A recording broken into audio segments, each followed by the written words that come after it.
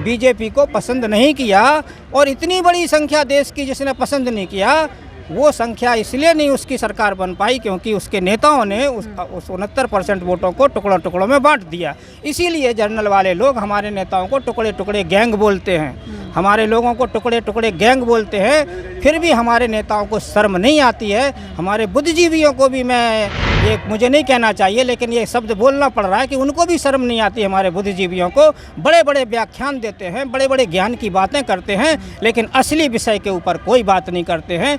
तो हम सब जो नॉन जनरल वर्गों के, हमारे जो ओबीसी, एससी, एसटी, माइनॉरिटीज़ के जो हमारे प्रबुद्ध जन हैं, जो सामाजिक संगठनों को चला रहे हैं, अभी उनको ये बात नहीं समझ में आ रही है कि देश में व्यवस्था परिवर्तन की तो बात करते हैं। व्यवस्था परिवर्तन करने के लिए उन्हें ये नहीं मालूम है कि कहाँ से होगी। अपनी संसद हम लोग चला रहे हैं, हमारे लोग अपने सड़कों के ऊपर जन आंदोलन करते हैं व्यवस्था परिवर्तन कराने के लिए, जबकि व्यवस्था परिवर्तन का कहाँ से होती है? संसद और विधानसभाओं से होती है। संसद और विधानसभाओं में कौन लोग करते हैं? जिनकी सरकारें होती हैं, उनको अधिकार होता है। तो व्यवस्था परिवर्तन कराने का जो अधिकार होता है वो सरकारों को होता है, और सरकारें किसकी बनती हैं? जो बहुमत में आते हैं। हमारी 85% से ज़्यादा जनसंख्या देश में है।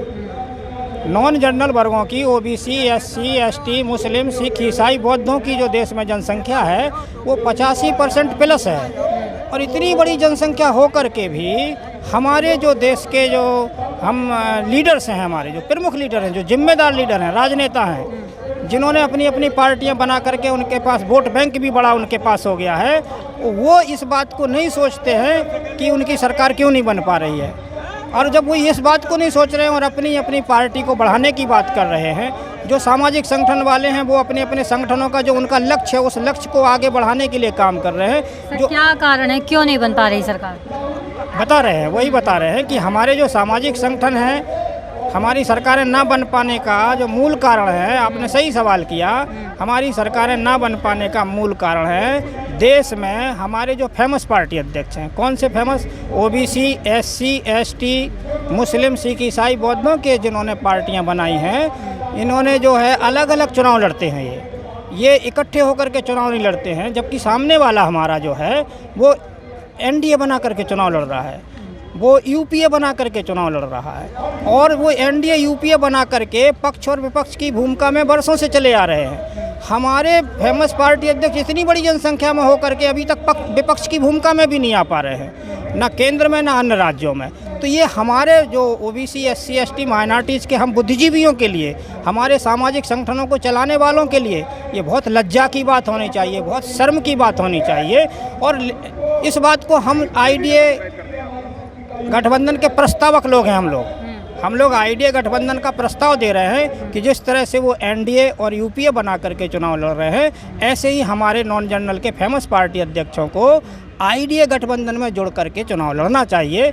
इसके लिए हम सब लोग इस प्रयास में लगे हुए हैं, और समस्त सामाजिक संगठनों से, जो भी सामाजिक संगठन है, हमारे जो भी धर्म हैं, मुस्लिम, सिख, ईसाई, बौद्ध के जो धार्मिक संगठन हैं, उन सब से भी हम लोगों की एक करबद्ध अपील चल रही है कि भाई आप लोग अगर अपने अपने मुद्दों को लेकर के, उन मुद्दों को जो किसी कारण से उपज रहे हैं, कारण से उपजे हुए मुद्दे का निवारण अगर करने के लिए सड़कों पे आएंगे तो वो कभी निवारण नहीं हो पाएंगे, बल्कि और हमारी समस्याएं बढ़ती जाएंगी।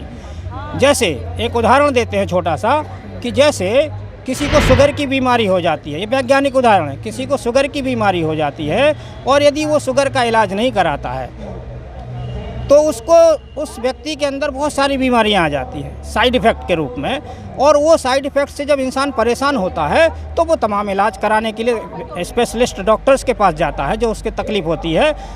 परंतु यदि वो शुगर का इलाज नहीं कराएगा और अपनी बीमारी का इलाज कराएगा, वो लाइफ टाइम कोई डॉक्टर उसे ठीक नहीं कर सकता, पूरी दुनिया का। ये वैज्ञानिक उदाहरण सत्य है, और आप लोग भी पढ़े लिखे बच्चे हैं, आप लोग भी इस बात को अच्छी तरह से जानते हैं कि देश में हमारे जो मूल कारण है हमारी समस्याओं का, समस्त समस्याओं का, समस्त सत्यानाशों का, समस्त हमारे ऊपर जो डिस्क्रिमिनेशन और एक्सप्लॉटाइज हो रहा है जो हम लोगों के साथ, तो ये सारी समस्याओं का एक कारण है देश में हमारी सरकारों का ना बन पाना। अब हमारे लोगों को ये बात सोचना चाहिए, हमारे बुद्धिजीवियों को, हमारे नौजवानों को, कि हमें अपनी सरकारें बनवाने के लिए क्या करना चाहिए। हमें अपनी सरकारें बनवाने के लिए हमारे जो फेमस पार्टी अध्यक्ष हैं, उन फेमस पार्टी अध्यक्षों को हम लोगों को ये आवाज़ उठानी चाहिए कि माननीय महोदयों, आप लोग अलग अलग चुनाव मत लड़ो, आप लोग अलग अलग गठबंधन मत बनाओ, क्योंकि गठबंधन भी अलग अलग बनाने लगे हैं हमारे पार्टी अध्यक्ष। तो इससे हमारी जो है, हमारे जो बहुजन समाज के 85% से ज़्यादा वोट हैं वो बिखर जाते हैं, और जब वो बिखर जाते हैं तो एनडीए का एक प्रत्याशी खड़ा होता है और हमारे बहुजन समाज पार्टी के या बहुजनों के तमाम कैंडिडेट खड़े होते हैं अलग अलग पार्टियों के, तो उनका वोट बिखर जाता है और वो उनके वोट बिखरने की वजह से हमारा कैंडिडेट हार जाता है, और हमारी इतनी बड़ी संख्या होते हुए भी हम लोग अपनी सरकारें नहीं बना पाते हैं। इसका एक उदाहरण आप लोगों को दे दें, देश में 2019 के जो लोकसभा के चुनाव हुए थे, उन चुनावों में जो परिणाम आए हैं वो 31% वोट बीजेपी को मिला था। यानी देश की जनता, दुगने से ज़्यादा जनता ने बीजेपी को पसंद नहीं किया। 69% लोगों ने बीजेपी को पसंद नहीं किया, और इतनी बड़ी संख्या देश की जिसने पसंद नहीं किया, वो संख्या इसलिए नहीं उसकी सरकार बन पाई क्योंकि उसके नेताओं ने उस 69% वोटों को टुकड़ों टुकड़ों में बांट दिया। इसीलिए जर्नल वाले लोग हमारे नेताओं को टुकड़े टुकड़े गैंग बोलते हैं, हमारे लोगों को टुकड़े टुकड़े गैंग बोलते हैं। फिर भी हमारे नेताओं को शर्म नहीं आती है। हमारे बुद्धिजीवियों को भी, मैं ये मुझे नहीं कहना चाहिए लेकिन ये शब्द बोलना पड़ रहा है कि उनको भी शर्म नहीं आती। हमारे बुद्धिजीवियों को बड़े बड़े व्याख्यान देते हैं, बड़े बड़े ज्ञान की बातें करते हैं, लेकिन असली विषय के ऊपर कोई बात नहीं करते हैं कि हमारी सरकारें हम कैसे बनवाएं, हम देश में हुक्मरान कैसे बने, हम क्यों नहीं बन पा रहे हैं हुक्मरान, हमारी राज सत्ता क्यों नहीं निर्माण हो पा रही है, इसके ऊपर कोई ध्यान नहीं देते हैं। हमारे बड़े बड़े प्रोफेसर, बड़े बड़े डॉक्टर्स, बड़े बड़े इंजीनियर, बड़े बड़े विद्वान जो हमारे बड़े बड़े संगठन चला रहे हैं देश के अंदर, बड़े बड़े संगठन चला रहे हैं, बहुत बड़े लोग हैं उनके साथ, बहुत बड़ा पैसा भी उनके पास है, परंतु वो इस विषय को नहीं उठाते हैं।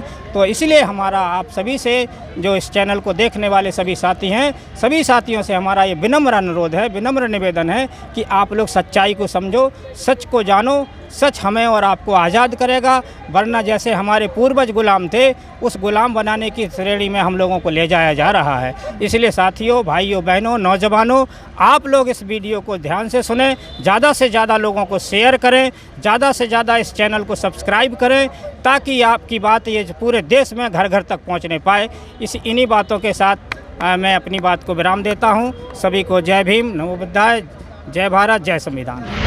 अगर आपने अभी तक हमारा चैनल सब्सक्राइब नहीं किया है तो सब्सक्राइब करें और घंटी का बटन बिल्कुल भी दबाना ना भूलें, ताकि सभी लेटेस्ट खबरें पहुंच सकें आप पे सबसे पहले।